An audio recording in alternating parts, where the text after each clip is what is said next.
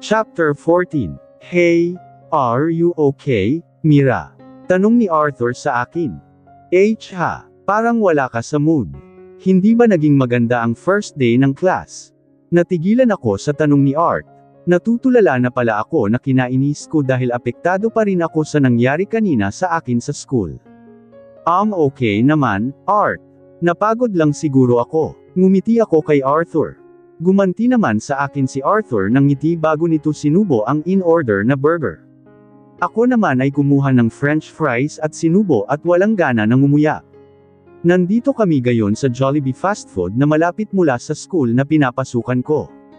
Nag-aya ng merienda si Art bago ako iuwi ng bahay at pumayag naman ako. Maaga pa naman at 4:15 ako naka-out kaya makakapag-dinner pa ako kasama si Heaven sa bahay namin. Kaninang pagpasok pa lang namin dito ay hindi na ako mapakali dahil baka lihim kaming sinundan ni Jared. Nakailang lingon ako sa paligid at mabuti na lang ay hindi ko man lang nakita ang balto nito kahit saan. Baka hindi na talaga ito sumunod kanina. Nang pumasok ako sa sasakyan ay tiningnan ko pa ito sa may side mirror. Agad itong pumasok sa loob ng kotse nito at matapos ay pinaharurot ng takbo. Hindi ko alam kung ano ang pakay ni Jared ngayon sa akin. Obvious na naman ako ay pinunta niya. Unless may iba itong kakilala sa school na inaabangan. Unless ay may girlfriend pala ito na isang teacher. And I'm not surprised dahil saksakan siya ng landi, kahit minor ay pinapatulan niya. Ang importante ay hindi na kami magkakausap pa ng Jared na yun dahil hindi ko naman natuturuan pa ang mga anak nito. Mabuti na lang at ilang sandali ang nakalipas ay medyo naging normal na mood ko. Pinilit ko na lang na ibuhos ang atensyon ko kay Arthur. Nakipag-usap ako sa kanya. Konting kwentuhan lang ang ginawa namin at ilang sandali ay hinatid niya na ako sa bahay namin. See you tomorrow, Mira. Nakangiting palm sa akin ni Arthur. Are you sure? Baka kasi nakakaabala na ako sa'yo dahil may pasok ka pa. It's okay. Hawak ko naman ang schedule ko. I'm the boss kaya pwede akong pumasok at umuwi kung anong oras.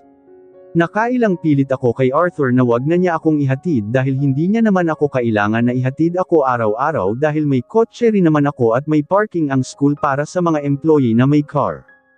Ang sabi ko kay Arthur ay kapag nagde-date na lang kami at doon siya maghatid sundo. Sa huli ay pumayag na rin ako dahil mapilit ang lalaki. Lang sandali pa ay umalis na si Arthur. Pumasok na ako sa loob ng mansion at dumiretso ako ng kwarto ko. Doon ay hindi na nawala sa isip ko ang eksena kanina sa school. Nanood na lang ako ng TV para ma-divert ang utak ko at palipasin ang oras at hintayin ang dinner para makasama ko si Heaven. Nang dumating na ang dinner at nasa dining table na kami ni Heaven ay napansin naman nito ang kakalbo kong kilos. Ate, may problema ka ba? Tanong ng kapatid ko nang matapos kaming kumain at nasa hapag pa. Ayoko na maglihim pa sa kapatid ko. Heaven, I saw him. Mahinang sabi ko matapos ng ilang sandali na naghintay ito sa sagot ko. Natigilan naman ang kapatid ko. Sa itsura nito ngayon ay alam kong nagets niya agad kung sino ang tinutukoy ko. Kung abot langit ang galit ko kay Jared ay mas triple pa ang galit ni Heaven sa lalaking yun. Mas kinasusuklaman niya si Jared. Then, Ate Mira, what did you do?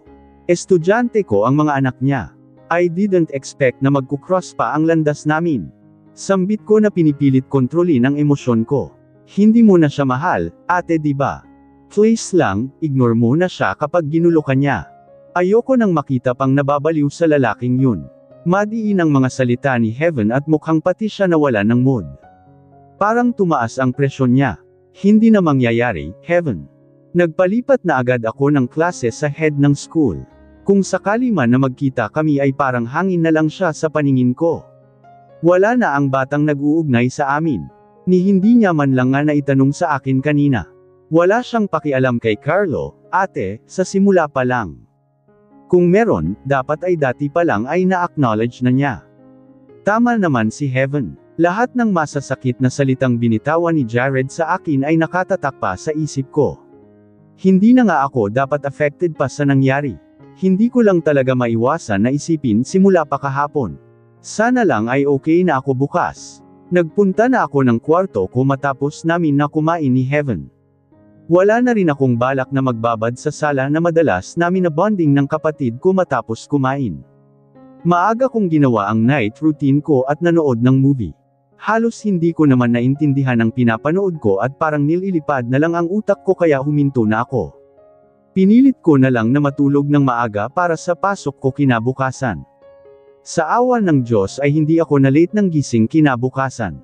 Narinig ko pa ang tunog ng alarm clock kahit napuyat ako.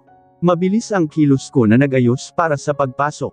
Matapos kong maligo, magbihis at maglagay ng manipis na make-up sa mukha ay sinukbit ko na ang bag ko para lumabas at malamang na nasa baba na si Arthur at naghihintay sa akin. Nang bumaba naman ako ay kumunot ang noo ko nang walang Arthur akong nadatnan na naghihintay. Manang, wala pa po ba si Art? Tanong ko sa kasambahay namin na biglang lumitaw at tinatanong kong mag-breakfast ako. Ay, hindi naman po siya dumating pa, Ma'am Mira. Kahapon po ay aga niya, ganun po ba? Pwede niyo po ba akong gawa ng salad at juice para makapag-breakfast muna ako habang hinihintay si Art? Pakisuyo ko kay Manang na agad naman na sumunod sa utos ko. May oras pa naman ako. Panay tingin ko sa cellphone ko kung may text si Arthur sa akin pero ni isa ay wala. Ayoko naman na i-text ito kung papunta na dito sa bahay ko dahil nakakahiya naman na maging apurado. Naubos ko na ang sandwich at juice pero walang Arthur na dumating. Naisip ko na baka may emergency ito. Wala naman na disappointment akong naramdaman kay Art kahit nangako ito dahil kaya ko naman na mag-drive at pumasok sa trouble kahit wala siya. At ayaw ko naman talaga na ihatid niya ako. Nagpasya na ako na pumasok sa trabaho dahil may late ako kung maghihintay pa ako.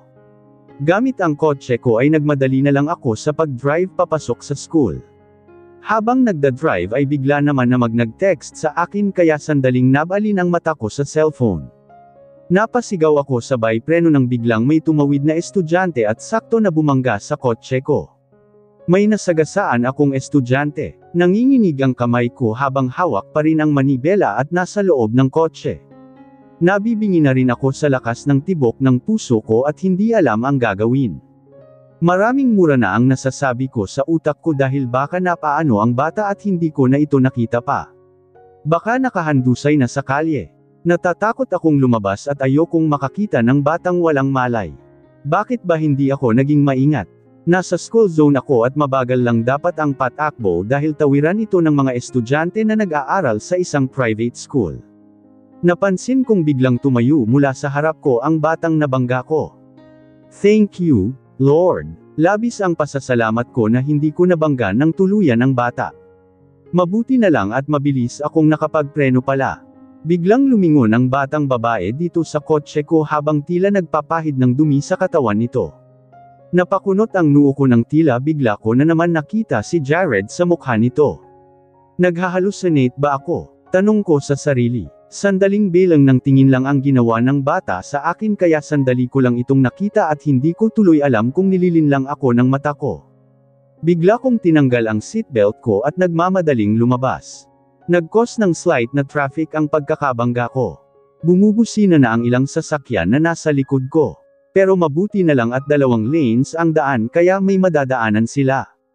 Nang malapitan ko ang bata na nasa may hood ng kotse.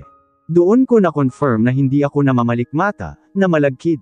Sigaw ng utak ko. Hawig nga ni Jared ang bata. Mapagkakamala na anak nito ang batang nakatingin na sa akin ngayon. Girl version nito. Ang gandang bata. Sa tingin ko ay nasa 12 or 13 years old na ito. Ayos. Ka lang ba? Tanong ko. Hindi ko maalis ang tingin pa rin sa batang halata ko na nasaktan dahil sa pagkatumba nito. Namagnet na rin ang mata ko sa mukha nito. Opo, magalang na sabi nito at matapos ay lumingon pa sa paligid. I'm sorry, ha? Hindi ko sinasadya. May masakit ba sa'yo? Bigla ko tuloy na hinawakan ang braso nito. Pero laking gulat ko sa ginawa ko.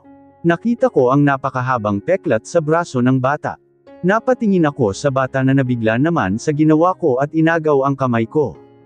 Okay lang po ako. Napaawang pa rin ang labi ko dahil sa nakitang peklat sa braso ng bata. Saan mo nakuha ang peklat mo? Biglang tanong ko. Nawirdohan pa ang bata sa akin. Hindi ko po alam. Sagot naman nito. Ang sabi ng papa ko ay may sumaksak sa akin noong bata pa lang po ako, Celine. Biglang malakas na tawag ng kung sino at ng nilingan ko ay nagulat ako nang makita ang pamilyar na tao na matagal ko nang hindi nakikita.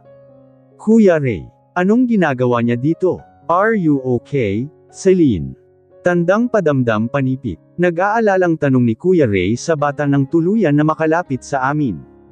Opo, Papa. Natitigilan pa rin ako hanggang sa narinig ko ang malakas na busina ng isang sasakyan.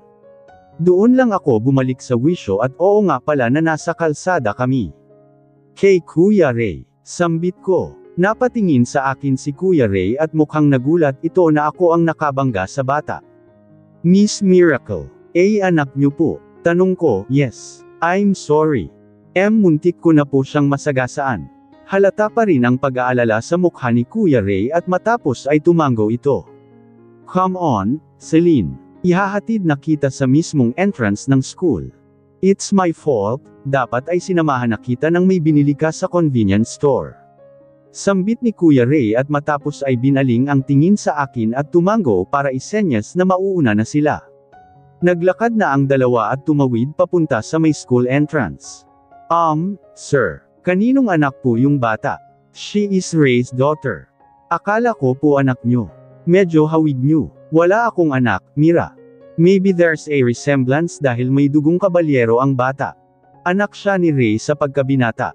Nabuntis niya ang pinsan ko dati.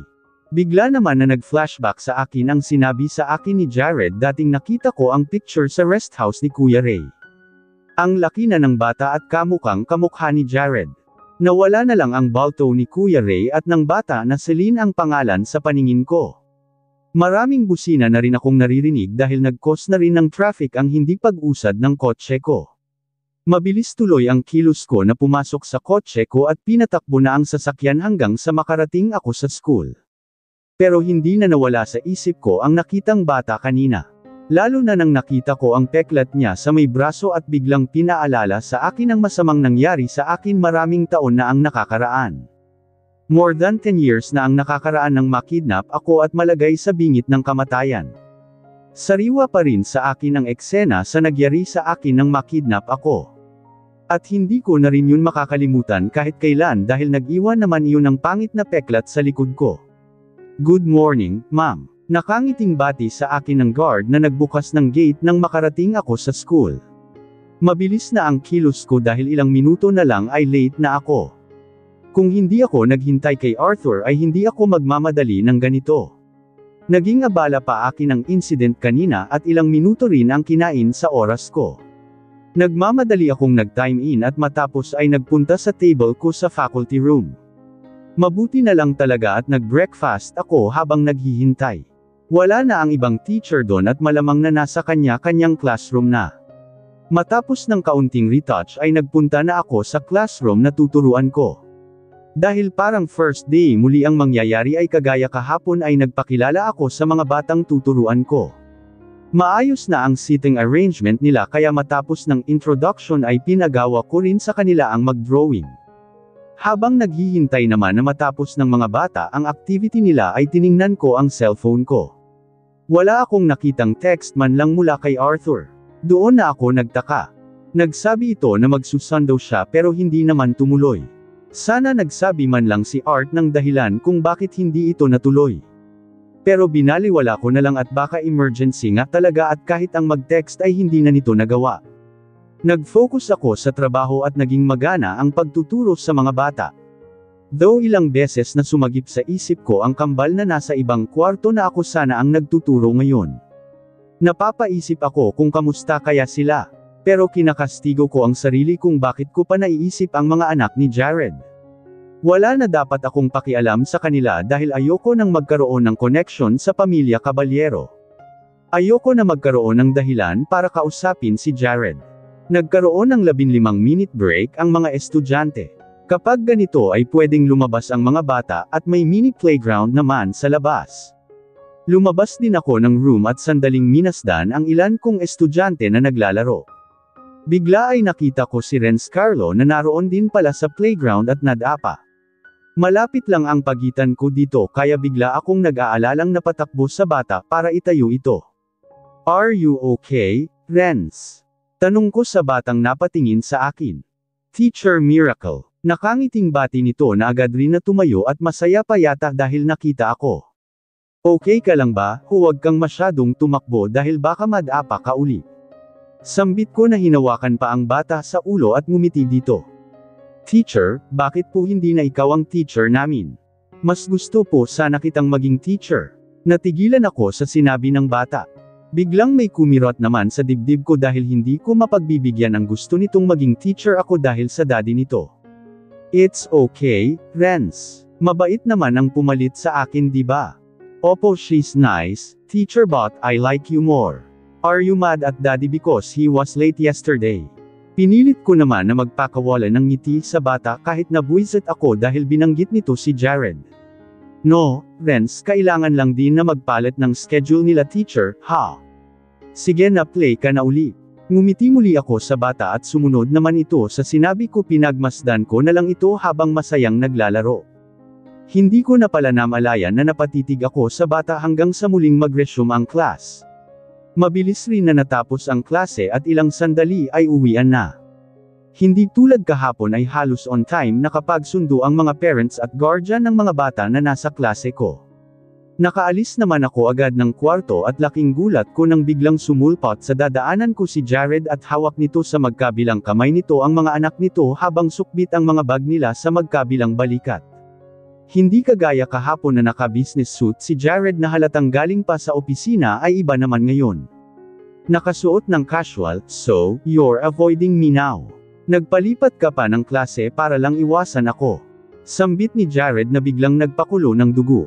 Talagang sinasabi pa niya sa harap ng mga anak niya. Tandang pananong.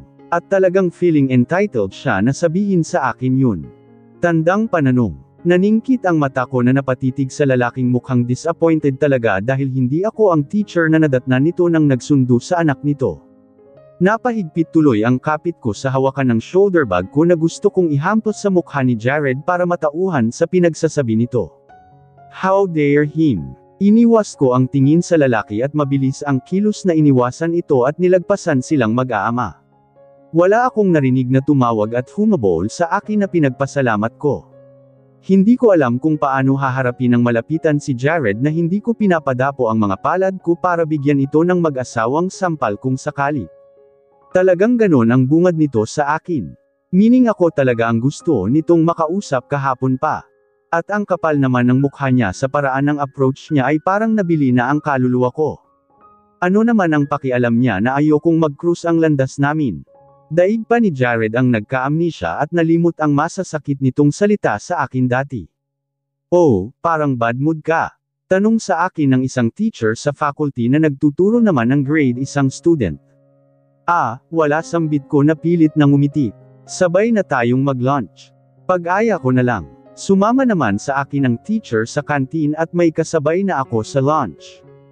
Kinahapunan naman ay medyo okay na ang emotion ko nang nagturo ako sa afternoon class ko at mabuti ay naitawid ko ang maghapon hanggang sa mag-uwian na. Nakaramdam na rin ako ng gutom at binalak na sabay na lang kami ni Arthur na magmeryenda kapag nagsundo ito. Baka iwan ko na lang dito sa school ang kotse ko. Pero ang pinagtataka ko ay hindi na talaga ako naka-receive ng text mula sa binata. Nagpasya na lang ako na umuwi mag-isa. Mabuti at may dala akong kotse. Pagkalabas ko ng gate ay sinilip ko pa ang area kung saan ko nakita si Jared na naghihintay at wala naman siya doon. Napapailing na lang ako dahil hindi ko na dapat pa iniisip ang lalaking yun pero sobrang nakakapang-inig talaga ng laman ang sinabi niya kanina. Hanggang sa bahay ay nadala ko pa yata ang inis ko. Napansin pa nga ni Heaven at hindi naman ako nagsinungaling dito kung ano ang dahilan. Pareho tuloy kaming naging bad trip ng dinner at tinadtad na niya ng mura si Jared sa harap ko. Pakawalan niyo po ako. Pagmamakaawa ko habang nakagapos ang mga kamay sa likod ko. Iyak ako ng iyak simula nang may pumasok na masamang tao dito sa masukal na kwarto kung saan kami dinala ng kidnapper. Kanina pa ako nagising na masakit ang ulo. Tulong. Sigaw ko. Manahimik ka kung ayaw mong ikaw ang unahin namin imbes na ang batang iyan. Sigaw ng mama na nakasuot ng face cover.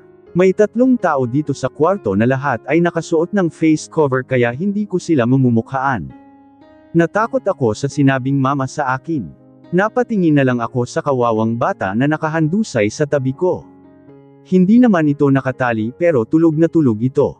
Siguro dahil sa pinaamoy sa amin kanina nang isinakay kami sa kotse. Hindi naman ako ang kikidnapin ng mga masamang tao kanina. Ang bata lang sana pero nagtangka ako na iligtas ito. Sinamahan lang ako ni Tita Olga ko para mag-audition dahil pangarap nitong maging artista ako imbes na magaya sa trabaho ni Tita Miet na nagtatrabaho sa club. Pero imbes na audition ay mapapahamak pa pala ako. Siguro ay hinahanap na ako ni Tita Olga ngayon. Parang awa niyo na po. Muling pakiusap ko. Bigla naman na may pumasok na isang lalaki na nakasuot din ng face cover. Mas natakot ako sa tindig pa lang nito.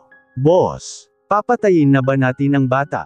Tandang pananong panipik. Tanong ng lalaking sinisigawan ako kanina. Ako mismo ang papatay sa batang yan at isunod ang pakilamerang to. Sambit ng boss na ikinatakot ko dahil dinuro pa niya ako. Maawa po kayo sa amin. Ano po ba ang kasalanan ng bata sa inyo?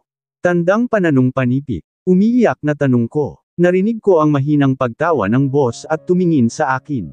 Nanlilisik ang mata nito. Walang kasalanan ang bata, pero ang ama niya meron. Mariing sabi nito at pagkatapos ay lumingon sa isa nitong tauhan, nasaan ang kutsilyo? Tanong ng boss, kinabahan ako sa tanong nito. Agad naman na inabot ng isang tauhan ang isang kutsilyo.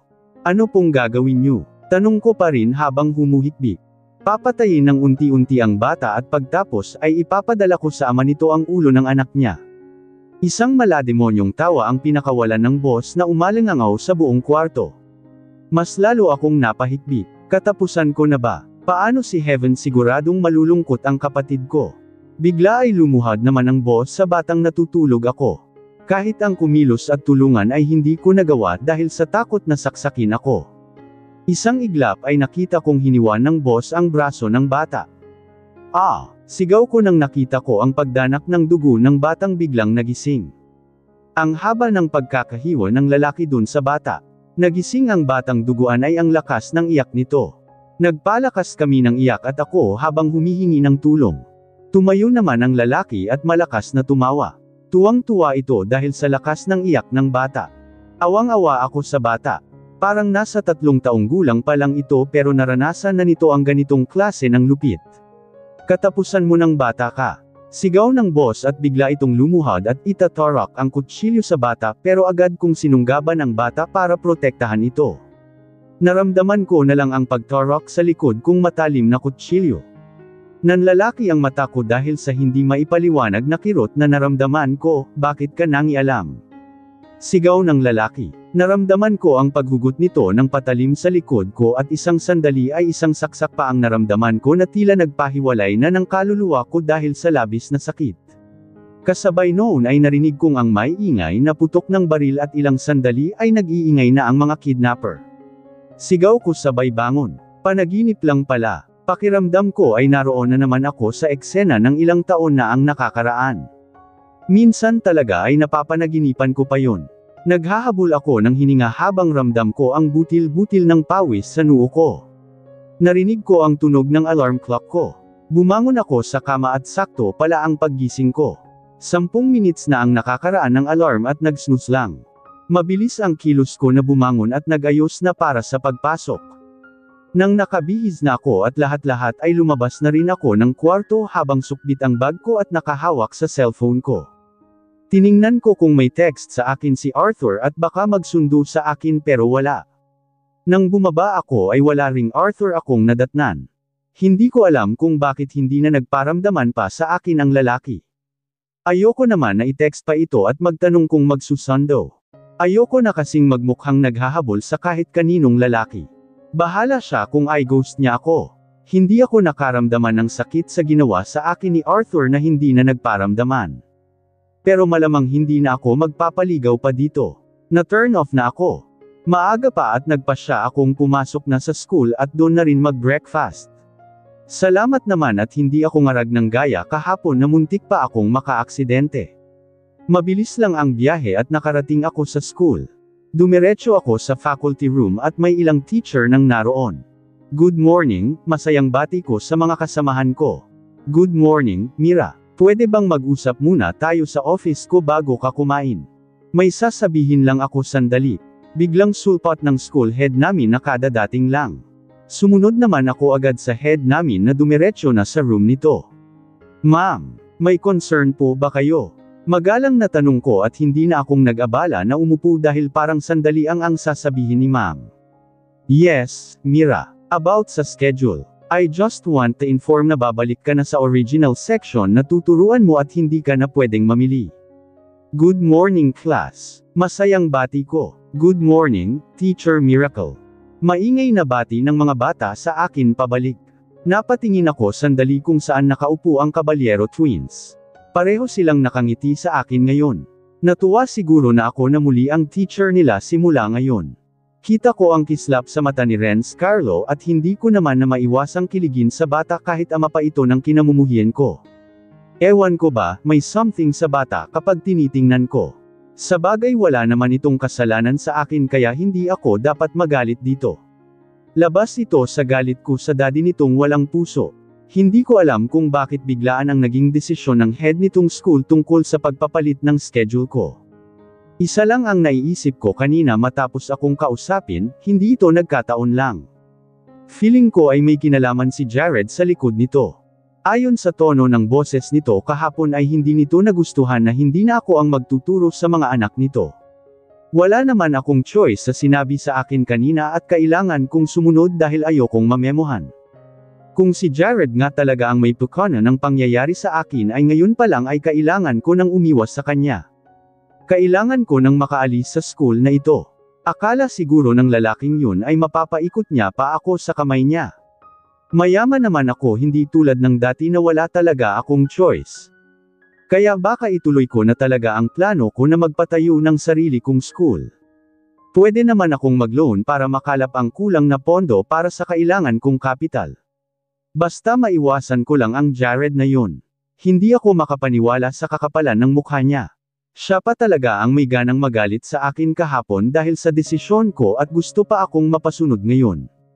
Kinalma ko na ang sarili nang sinimulan ko na ang pagtuturo. Pinilit kong hindi maging affected kahit feeling upset ako. At nakakawala naman talaga ng stress ang mga nakakatuwang bata. Lalo na si Renz Carlo. Siya ang pinakabibo kong estudyante. Lang beses akong napangiting bata habang nag-lecture ako. Naitawid ko naman ang lesson hanggang sa matapos ang morning class ko. That's all for today, class. I'll see you tomorrow. Nakangiting palm ko. Stand up na please. Pinatayo ko ang mga bata. Sa ngayon ay pipila na sila sa labas ng room para naman hintayin ang susando sa kanila. Kinakabahan ako sa isipin na si Jared ang susando sa mga bata. 2 araw na magkasunod na itong nagsundo. Kung makaasta ay parang nani ng mga bata, parang hindi na CEO. Nakapila na ang mga bata at ilang sandali ay nagsidatingan na nga ang mga guardian nila.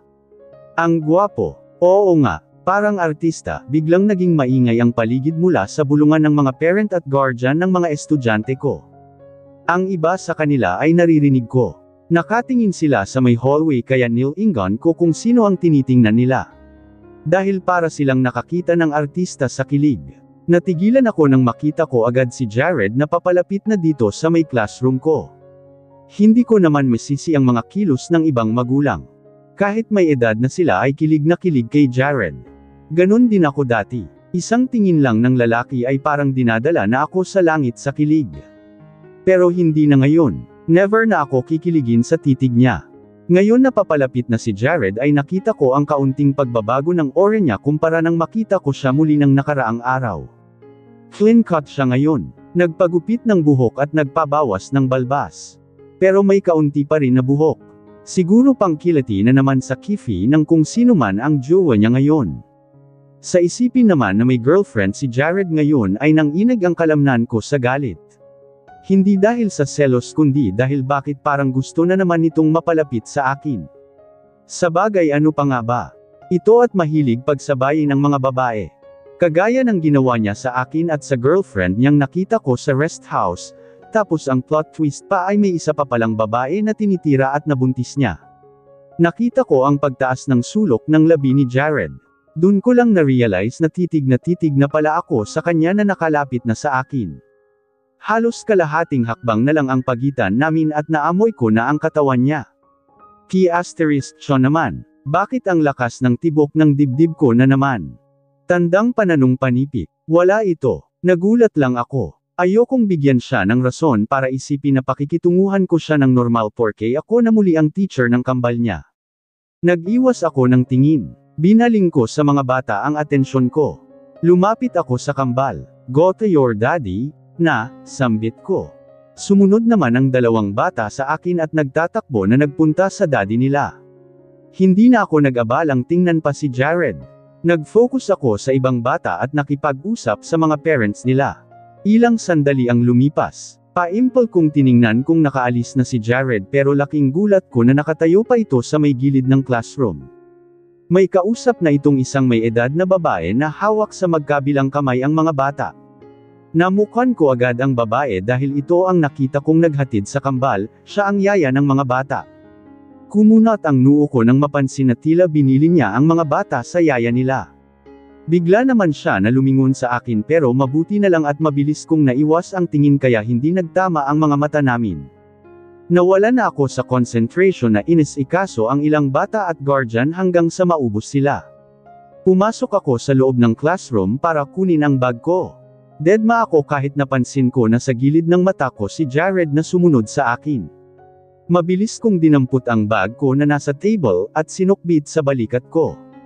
Pagharap ko ay nakaharang na si Jared sa dadaanan ko sa malapit sa pinto. Sinigurado kong hindi magtatagpo ang mga mata namin. Ayoko na siyang tingnan. May kaunting space sa gilid niya kaya makakadaan ako. Naglakad ako ng diretsyo pero laking gulat ko nang hamarang pa siya sa balak kong daanan. Doon ko na binaling ang tingin sa lalaking malamlam na ang tingin sa akin. Move. Merong utos ko na pinakita ang galit sa mata ko. Pinanlisikan ko siya ng tingin pero baliwala sa kanya ang ginawa ko. Ang kapal talaga. Can we talk, please? Sambit ni Jared. Sobrang baba ng boses niya. Puno ng pakiusap. Wala sa boses niya nang iniiyakan ko siya 6 na taon na ang nakakaraan. Tuldok. Humakbang ako ng paatras. Parang hindi ako makahinga sa samot-saring emosyon ko ngayon.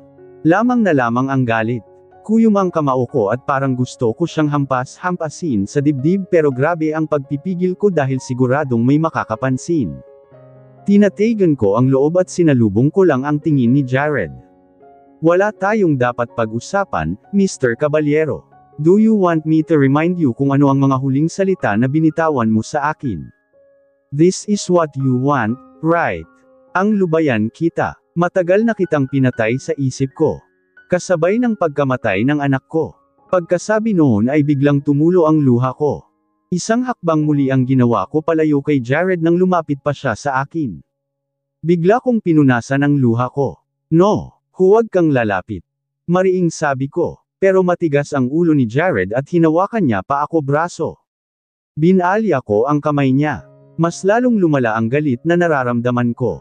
Don't touch me. Malakas na sigaw ko. Mas nakita ko ang pag-aalala sa mukha ni Jared dahil malakas ang sigaw ko.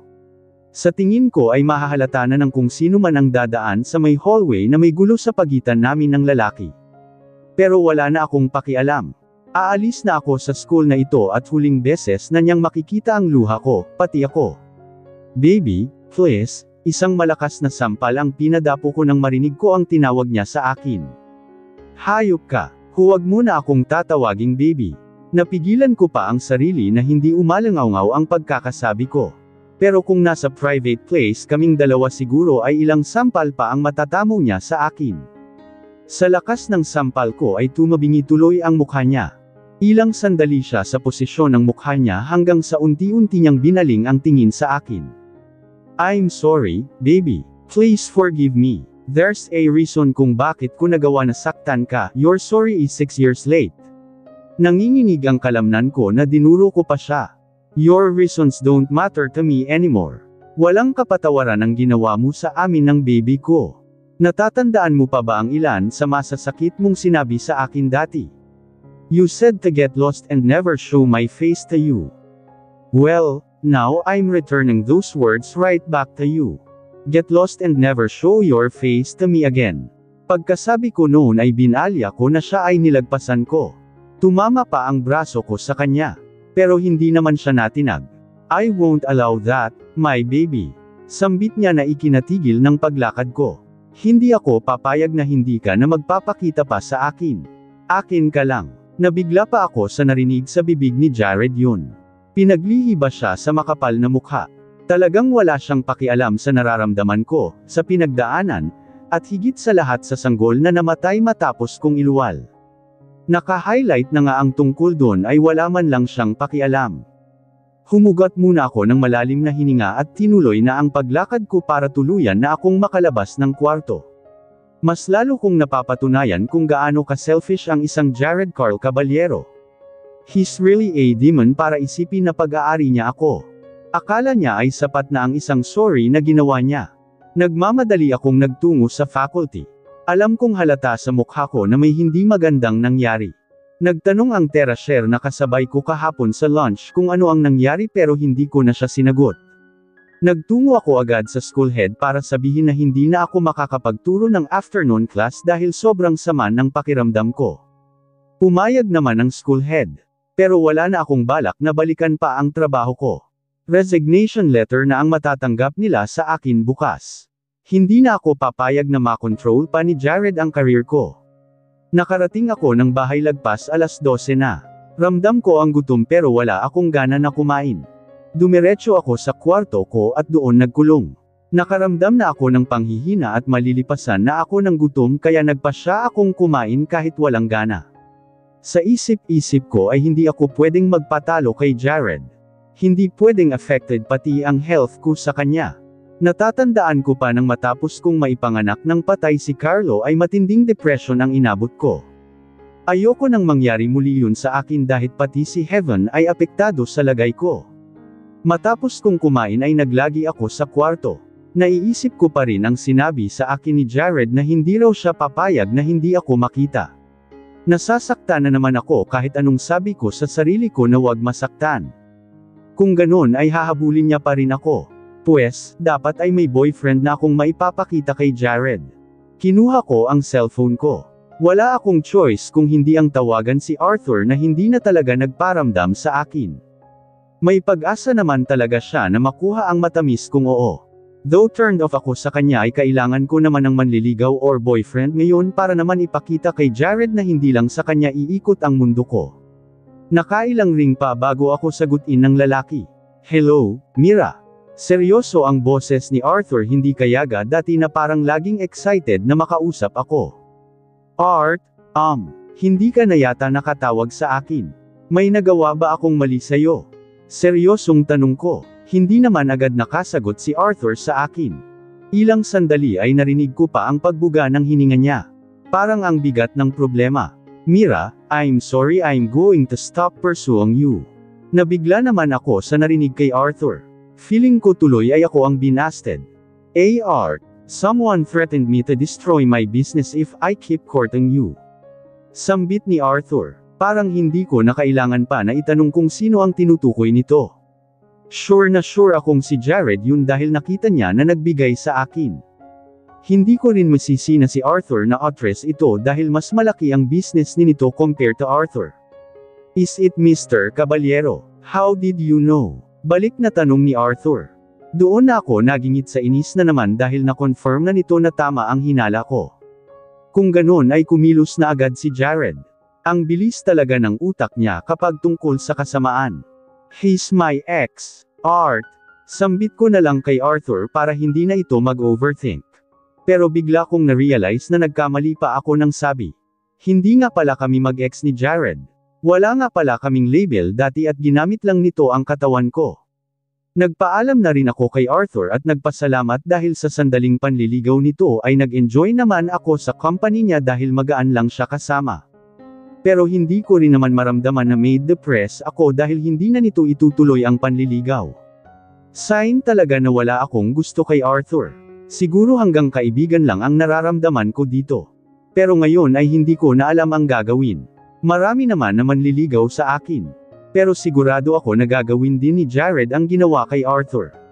Tinawagan ko si Heaven at sinabi ang problema ko. What? Ang kapal talaga ng mukha ng lalaking yun. Ramdam ko ang galit ni Heaven sa kabilang linya. Don't worry, ate. Kakausapin ko si Jasper. I'll ask him to pretend as your boyfriend. Ipakita mo sa lalaking yun na masaya ka na sa piling ng iba.